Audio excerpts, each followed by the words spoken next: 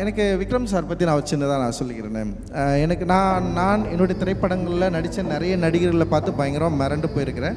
எனக்கு வந்து ஆர்டிஸ்டோடு தான் நடிக்க எனக்கு வந்து பிடிக்கும்.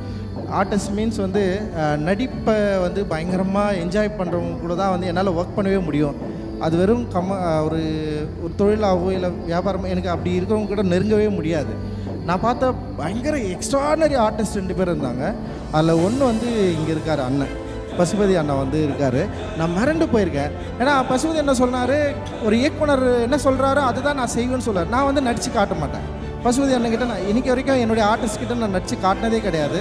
ஆனால் நான் என்ன சொல்லுவேன்னா, ஒரு ஆர்டிஸ்ட்டுக்கு ஒரு நடிகருக்கு ரொம்ப முக்கியமான ஒரு தன்மையே வந்து இயக்குனருக்கு என்ன வேணுன்றதை வந்து அவர் புரிஞ்சுக்கிட்டு தன்னோட உடல் மொழியில் கொண்டு வரணும் அப்படின்னு தான் நான் வந்து விரும்புவேன். ஸோ நான் நடித்து காட்டினா என்ன மாதிரி அவர் நடிச்சிருவார்.